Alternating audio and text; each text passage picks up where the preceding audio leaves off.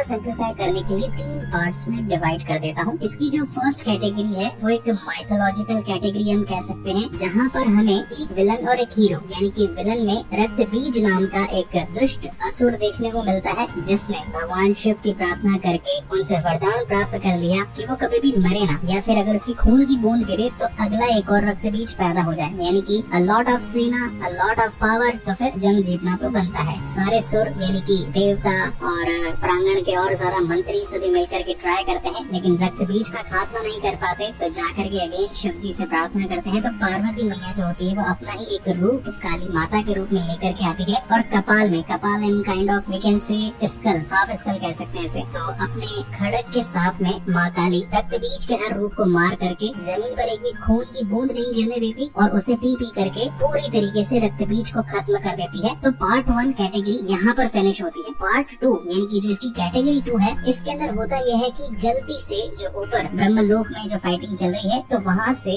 रक्तबीज के रक्त की एक बूंद आकर के धरती पर चंद्रपुर में आकर के गिरती है, जो कि बंगाल में एक छोटा सा गाँव पड़ता है। तो यहाँ पर वो जो बीज मतलब की काइंड ऑफ जो रक्त गिरा है, उससे पैदा होता है अमसजा नाम का एक सेकंड विलन, मतलब की कैटेगरी 2 चल रही है यहाँ पर। तो उससे लड़ने के लिए माँ काली अपने ही एक भक्त को एक शक्ति प्रदान करती है, और अब यहाँ पर अमसजा और भक्त वाली फाइट होती है, यानी कि लेवल 1 पर तो चल रही है माइथोलॉजिकल फाइट, सेकंड वाले पर चल रही है थोड़ी सी सब्सटेंशियल फाइट, मतलब एक सब्सटेंस है जहाँ पर एक रक्त का बीज मतलब एक रक्त की बूंद गिरी है रक्त बीज की, तो बना अमसजा, और वहीं पर माँ काली की एक छोटी सी पावर एक पर्सन में आई है, तो वो बना काली भक्त। तो इन दोनों के बीच में जो फाइट हुई, तो एक मोमेंट के लिए फाइट थम गई थी, मतलब कि दोनों शांत हो गए थे, जहाँ पर इंसान की आगे पीढ़ी दर पीढ़ी बढ़ती गई, वो एक बूढ़ा पूर्वज बनकर के रह गया, वहीं पर अमसजा काफी टाइम के लिए पेड़ में कैद होकर के रह गया। सेकंड कहानी यहाँ पर खत्म होती है। अब यहाँ से ये तीसरी कहानी स्टार्ट होने वाली है, जहाँ पर अब हम अमसजा के भी एक वॉरियर या फिर कहें कि उसके एक सेना मंत्री को देख पाएंगे, जो कि नाम है उसका विजय, वो तो खैर मैं आगे बताने ही वाला था। तो ये हुई विलन साइड, और हीरो की साइड में जो माँ काली के भक्त की पीढ़ी दर पीढ़ी आगे खून शिफ्ट होता है, डीएनए शिफ्ट होता है, तो वो पावर आती है उसकी बेटी में, वो हम इसी तीसरी वाली स्टोरी में डिस्कस करेंगे। तो अब यहाँ पर इनकी फाइट कैसी होगी और स्टोरी लाइन क्या कहती है, इसी पर माँ मूवी बेस्ड है। ये तीनों कॉन्सेप्ट क्लियर करने के पीछे का रीजन ये था क्योंकि स्टोरी जो है वो कई बार पास्ट, प्रेजेंट, फ्यूचर, मतलब फ्यूचर में तो नहीं, काइंड ऑफ कुछ 40 साल के आगे पीछे चलती रहती है, तो उसमें कहीं आप कंफ्यूज ना हो जाए, इसीलिए मैंने इस पूरी कहानी को ऑलरेडी 3 कैटेगरी में डिवाइड करके हीरो साइड और विलन साइड को एक्सप्लेन कर दिया। तो कहानी की शुरुआत में डायरेक्टली चंद्रपुर गाँव दिखाया जाता है, वहाँ पर एक बहुत बड़ी कोठी होती है, और इस वक्त माँ काली ने एक इंसान को अपने दर्शन दिए थे, वो एक लेडी थी, और लेडी को जब माँ काली के दर्शन हुए तो वो माँ काली की पूजा करवाती है, बहुत ज्यादा नाचती है। इसी बीच जिनकी कोठी थी, मतलब कि जो ओनर थे, उनको उसी रात 2 बच्चे पैदा होते हैं, एक लड़का और एक लड़की। अब इस गांव यानी कि चंद्रपुर पर एक श्राप था कि लड़कियां जब भी पैदा होती है तो वो काइंड ऑफ अमसजा के लिए एक सर्वेंट बनेगी, या फिर कहें कि उसकी आगे चल के टीम वॉरियर बनेगी, तो इसलिए लड़कियों को मार देना इस गाँव के लिए ज्यादा बेहतर माना जाता था, जबकि लड़कों को यहाँ पर एक बहुत बड़ा चमत्कार माना जाता था। तो इसीलिए ये सभी लोग, जो वो लेडी जिसको माँ काली के दर्शन हुए थे, उसको बोलते हैं कि अब तुम ही इस पैदा हुई लड़की की बलि दे दो। तो हैंड टू हैंड यहाँ पर लड़के को तो बचा लिया जाता है, और लड़की की बलि दे देने के लिए इनकी कोठी के पीछे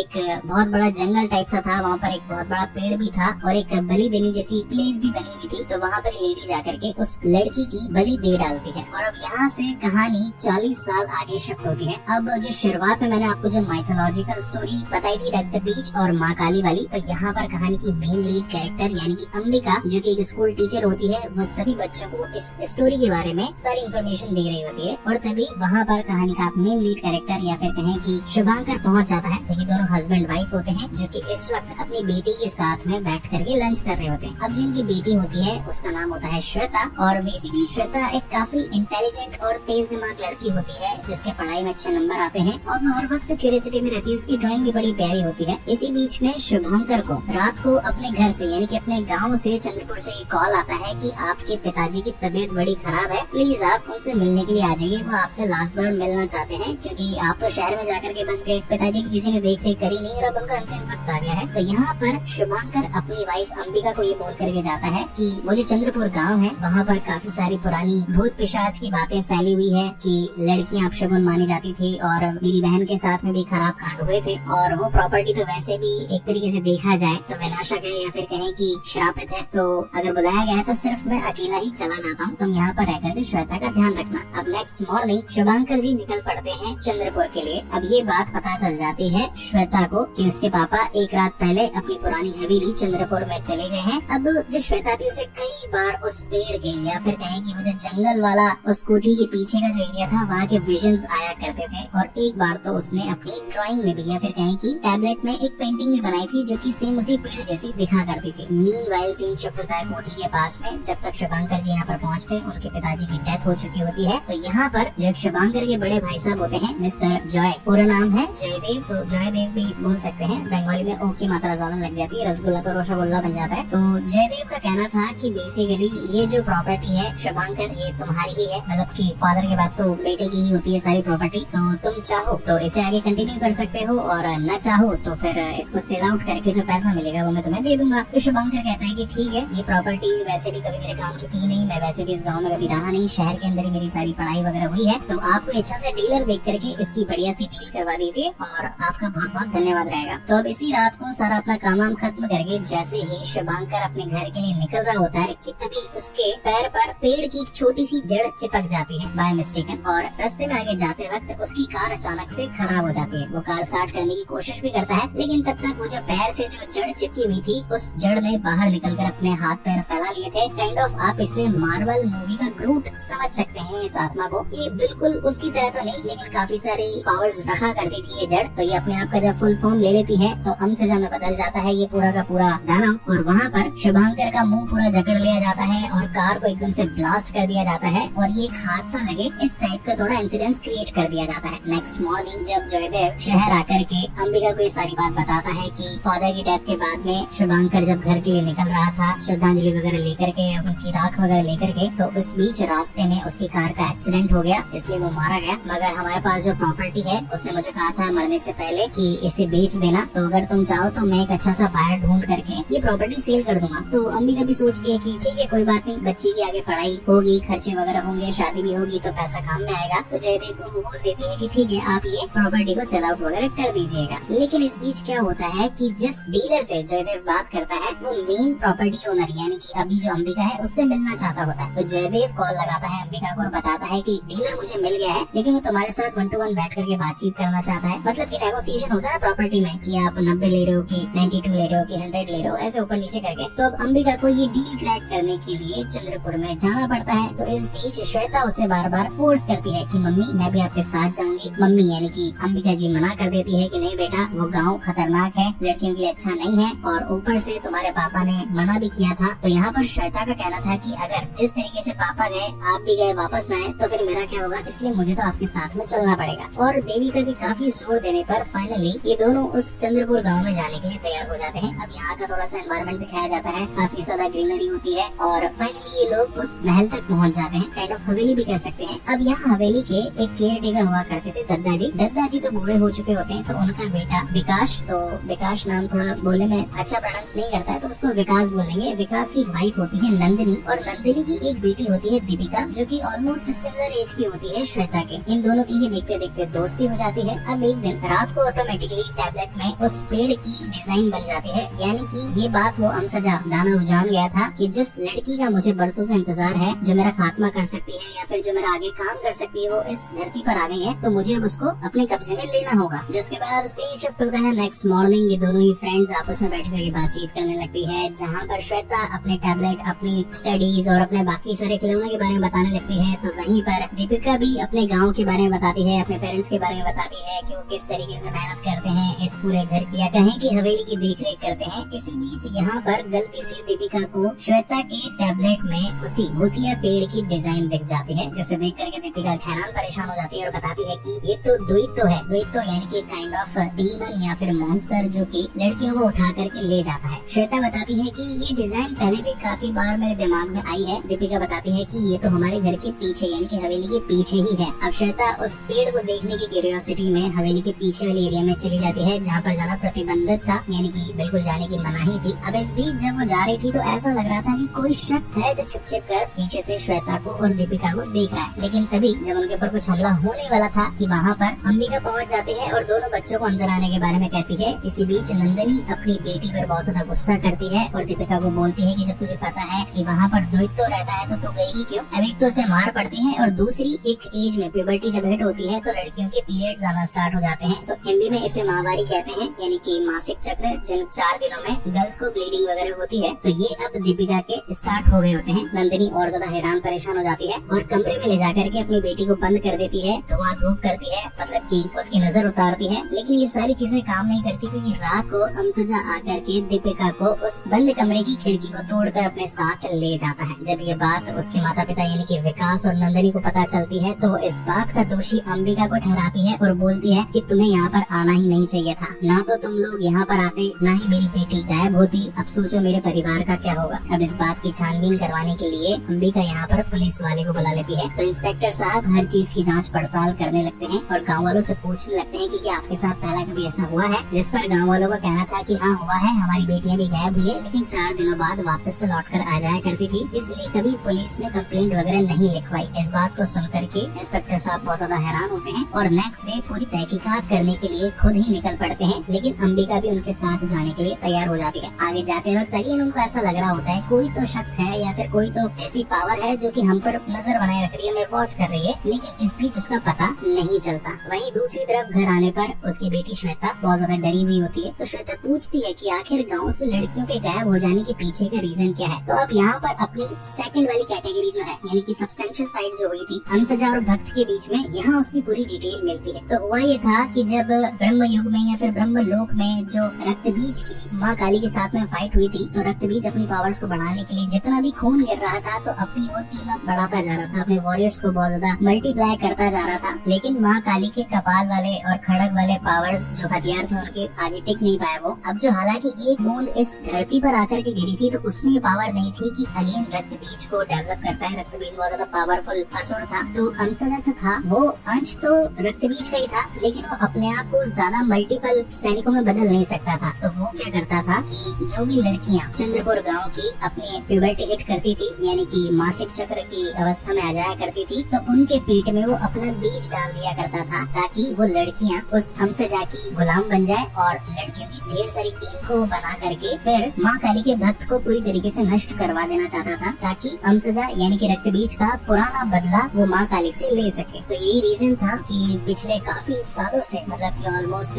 हजारों सालों से चंद्रपुर की लड़कियां जो थी वो एक वक्त के लिए गायब हो जाया करती थी, कुछ कुछ मर भी जाती थी, क्योंकि वो सब कुछ अमसजा के अंडर आ जाया करती थी। अब इस बातों से परेशान होकर के एक भक्त ने माँ काली की पूजा करी, माँ काली ने उन्हें अपना आशीर्वाद दिया और अमसजा से लड़ने की ताकत दी और ये बताया कि अब अमसजा तुम्हारा कुछ बिगाड़ नहीं पाएगा। तो जब अमसजा की और उस भक्त की फाइट हुई जो कि शुभांकर के पूर्वज हुआ करते थे, तो उनमें वो भक्त जीत गए। अब ये बात तो आज से 40 साल पुरानी थी जब वो पूर्वज जीते थे उस अमसजा से। तो तब तक अमसजा एक पेड़ के रूप में कैद हो गया था, तो उससे अपना कोई ना कोई एक वॉरियर तो धरती पर छोड़ना ही था। तो उसने अपनी एक लंबी प्लानिंग लगाई और एक पर्सन को काबू कर लिया। वो कौन है वो मैं आपको आगे बताऊंगा। उसका काम ये था कि शुभांकर की जो पूर्वज वाली फैमिली है, एक भगत जिसको माँ काली की पावर्स मिली थी, जब उसकी शादी हुई तो उसकी पावर्स उसकी बेटी में आ गई। तो अब यहाँ पर थर्ड कैटेगरी वाले विलन का काम ये था कि उस लड़की को ढूंढना और उस लड़की को अमसजा से प्रेग्नेंट करवाना या फिर उसका बीज उसमें डलवाना, ताकि फिर एक ऐसा बच्चा पैदा हो जो कि रक्त बीज से भी ज्यादा पावरफुल हो, कि उसमें रक्त बीज की भी पावर होगी ही होगी और माँ काली द्वारा दिया गया जो एक वरदान था उसकी भी पावर होगी। वो मिलके अगर वो बच्चा धरती पर आ गया तो वो सारे देवों का नाश विनाश कर सकता है। तो इसीलिए ये लोग क्या कर रहे थे, हर लड़की को किडनैप वगैरह कर रहे थे, उसके पेट में बीज डाल करके देख रहे थे। अब होता ये था कि उस टाइम पर ये लड़कियां जो थी जिनमें माँ काली की शक्ति थी नहीं, तो बेचारी मर जाया करती थी या फिर उसके कैद में आ जाया करती थी। लेकिन अब फाइनली जब श्वेता इस हवेली में आई तो अमसजा के उस वॉरियर को ये मालूम चल गया कि श्वेता ही वही लड़की है जो कि माँ काली की शक्ति के साथ पैदा हुई है। अगर अमसजा का बीज इसमें डल गया तो फिर वो वॉरियर या फिर कहीं कि वो महान डीमन मॉन्स्टर धरती पर आ सकता है। अब जब ये बात श्वेता को भी पता लग जाती है तो वो काफी ज्यादा डर जाती है। इसी बीच यहाँ पर अंबिका भी बहुत ज्यादा टेंशन में आ गई होती है कि इन चीजों को रोका कैसे जाए, इनसे फाइट कैसे करी जाए, क्योंकि हमारे पास लड़ने के लिए कुछ भी नहीं है। तो इसी बीच उसको याद आता है कि आज से 40 साल पहले एक औरत को माँ काली ने आशीर्वाद दिया था, इसी वजह से माँ काली की पूजा हुई थी। उसका इतना सोचना ही था कि उसी रात को यहाँ पर अंबिका को माँ काली के दर्शन हो जाते हैं। अच्छा, इसके बीच में सीन ये भी था कि शुभांकर जो था उसके पास में अपने पूर्वजों द्वारा दिया गया एक संस्कृत का मंत्र था। तो जब अंबिका अपने पति की अस्थियों को चेक वगैरह कर रही थी तो उसी बीच उसे वो संस्कृत का श्लोक भी मिल जाता है, जिसे पढ़ करके उसे फाइनली माँ काली के दर्शन होते हैं। अब गाँव की प्रथा थी कि जिसको भी माँ काली के दर्शन होंगे तो फिर उस दिन या फिर उसके अगले दिन इनके गाँव में माँ काली की पूजा भी होगी। तो अब यहाँ पर माँ काली की पूजा के लिए जोरों शोरों से तैयारियां कर दी जाती है। और इसी बीच जो पुलिस स्टेशन वाला इंस्पेक्टर था वो इस सोच में पड़ जाता है कि आखिर लड़कियां जाती कहाँ थी, गायब कहाँ हो जाती, 4 दिन बाद वापस लौट भी कैसे आती थी। जरूर उस जंगल का इस पूरी गुत्थी में कोई ना कोई रोल तो होगा। तो जहाँ एक तरफ अंबिका और मिस्टर पुलिस वाले ये डिसाइड कर लेते हैं कि जंगल में जाकर खोजबीन करेंगे, वहीं दूसरी तरफ हमसजा अपनी प्लानिंग में लग जाता है। उसे कैसे भी करके श्वेता को पाना था। तो सबसे पहले वो देविका की बॉडी में आता है। वहाँ पर जो पुराने केयर टेकर थे उनकी जान ले ली जाती है देविका के थ्रू, और फिर वो चुपचाप से पहुँच जाती है श्वेता के पास में, उसे अपनी बातों में बहलाती है, फुसलाती है और उसे अपने साथ जंगल में चलने के लिए मना लेती है। जब तक वो उसे जंगल में लेकर के जाती तब तक यहाँ पर अंबिका की आँख खुल चुकी होती है। वो अपनी बेटी को बचाने की कोशिश करती है, लेकिन वहाँ पर ढेर सारी और हमसजा की वॉरियर्स मौजूद थी जो कि अंबिका से फाइट वगैरह कर रही थी। तो इसी बीच हम यहाँ पर एक लेडी को देख पाते हैं, और ये वही लेडी थी जो कि पिछले 2-3 बार से इन्हें वॉच कर रही थी, अपनी नजर बनाए रख रही थी। तो वो यहाँ पर अंबिका की मदद करती है और अब ये लोग यहाँ से चले जाने का डिसाइड करते हैं। तो जब ये लोग अपने रास्ते से जा रहे होते हैं तो इसी बीच रास्ते में उनको काफी सारी प्रॉब्लम्स आती हैं। जो लड़कियाँ जंगल में उन्हें परेशान कर रही थी वो इस वक्त उनके रास्ते में भी आ जाती है, गाड़ी को ठोकने पीटने लगती है, क्योंकि इस वक्त उन सभी लड़कियों के अंदर हमसजा की पावर आ गई थी, वो पॉजेस्ड हो गई थी। एक मोमेंट तो ऐसा आता है कि जब गाड़ी का कांच वगैरह टूट जाता है, यहाँ पर अंबिका कुछ कर नहीं पाती और हमसजा का मेन सेनापति यहाँ कहानी में एंट्री करता है, जो कि और कोई नहीं होता, वो होता है खुद जयदेव बख्शी। तो जयदेव हमेशा से ही हमसजा के लिए काम किया करता था और पिछले 40 साल से शांत बैठा हुआ था, क्योंकि वो उस लड़की को खोजने की कोशिश कर रहा था जिसके अंदर माँ काली की देवी शक्तियाँ ट्रांसमिट हो गई है। और अब जब जयदेव अपने काम में कामयाब हो जाता है तो वो जाकर के हमसजा को वो लड़की सौंप देता है। हमसजा खुश होकर के, अब उसे एक फिजिकल फॉर्म तो चाहिए था क्योंकि वो कैद हुआ था, इसलिए वो जयदेव की बॉडी में ही आकर के अपने फुल पोटेंशियल के साथ में अब अपना बीज डालना शुरू करता है। इसी बीच यहाँ पर जो अपनी अंबिका होती है वो बेहोश हो गई थी, लेकिन उसको उस बूढ़ी औरत ने बचा लिया था। अब बूढ़ी औरत अपना पास्ट बताती है कि मैं 40 साल पहले वाली वही औरत जिसको माँ काली ने दर्शन दिए थे, और मुझे जयदेव ने अपनी बातों में बहलाया फुसलाया कि लड़की जान ले लो, उसकी बलि दे दो, क्योंकि लड़कियों की बलि देने में ही इस गाँव की भलाई है, जबकि ऐसा कुछ था नहीं। हमसजा तो खुद उस लड़की को पाना चाहता था जिसके अंदर माँ काली के अंश की ताकत हो। तो एक वक्त ऐसा आया था जब खुद हमसजा ने जयदेव को जान से मारने की कोशिश करी थी, लेकिन जयदेव उसको ये हमसजा को समझाता है कि मैं आपके लिए वो लड़की ढूंढ करके लाऊंगा जिसके अंदर वो अंश होगा माँ काली का, तो आप मुझे अपना गुलाम बना लीजिए। ये डील हमसजा को समझ में आती है, इसीलिए जयदेव को इतनी ज्यादा पावर्स मिल गई थी और वो कुछ ही दिनों में ऑलमोस्ट इस हवेली का काइंड ऑफ मालिक भी बन गया था, गाँव का सरपंच भी बन गया था और नामी गिरामी आदमी और बहुत ज्यादा रिच भी हो गया था। और अब जब ये सारी इन्फॉर्मेशन अंबिका को पता चल जाती है तो वो सीधा पहुंच जाती है जंगल में अपनी बेटी को वापस लाने के लिए। हालांकि यहाँ पर जो पुलिस इंस्पेक्टर था उसकी भी फाइट होती है जयदेव से, मगर जयदेव जिसके अंदर अब हमसजा पूरी तरीके से समा गया था, इसलिए वो उसका सामना नहीं कर पाता और अब हमसजा तो अपने पूरे फुल फॉर्म में सभी के सामने आ गया था। एक तरफ जहाँ पर अंबिका माँ काली की पूजा करने जाती है ताकि उसे माँ काली का आशीर्वाद मिल सके, मगर फिर भी उस वक्त तक कुछ बात बनती नहीं है। अब सीधा वो अपनी बेटी को बचाने के लिए जंगल में निकल जाती है। अब यहाँ जंगल में उसकी डायरेक्टली फाइट होती है हमसजा से। अब हमसजा तो है ही ऑलरेडी बहुत ज्यादा ताकतवर, तो इस बीच क्या होता है कि अंबिका को वहाँ 40 साल पुरानी बड़ी खड़ग मिल जाती है जो कि लड़कियों की बलि देने के लिए पहले काम में ली जाती थी। तो उसे अपना हथियार बना करके उसकी जड़ों को काटने की कोशिश करती है, लेकिन हमसजा बीइंग हमसजा ही is a very powerful demon, तो वो अपनी लड़कियों को बुला लेता है अंबिका को जान से मारने के लिए। लेकिन इस वक्त तक अंबिका के पास में माँ काली की थोड़ी बहुत पावर्स आ गई थी और वो लड़कियों के सर पर हाथ रख करके उनको सबकॉन्शियस से कॉन्शियस में लेकर के आ रही थी, यानी कि जो भी हमसजा का प्रकोप या फिर पोजेस्ड हो गई थी ये लड़कियां उन्हें ठीक करने की कोशिश करती है, मगर फिर भी हमसजा से टकरा नहीं पाते। और अब तक तो उसने अपना काम भी कर दिया था, यानी कि श्वेता के पेट में अपना बीज डाल दिया था। अब यहाँ पर माँ को मतलब बहुत ज्यादा गुस्सा आ जाता है और अब तो माँ काली की पावर भी उसके अंदर थोड़ी बहुत आ गई होती है, तो वो सीधा जाती है उससे 1-to-1 फाइट करती है और अब तो हमसजा का सीधा सीने में हाथ डाल करके दिल निकाल लेती है और इस तरीके से हमसजा तो खत्म हो जाता है। लेकिन इस वक्त तक वो जो बूढ़ी औरत थी वो बताती है कि बीज तो डल गया है श्वेता के पेट में, अब अगर ये बच्चा पैदा हो गया तो पूरी धरती जो है वो प्रकोप में आ जाएगी, क्योंकि रक्त बीज सभी को खत्म कर देगा। तब यहाँ पर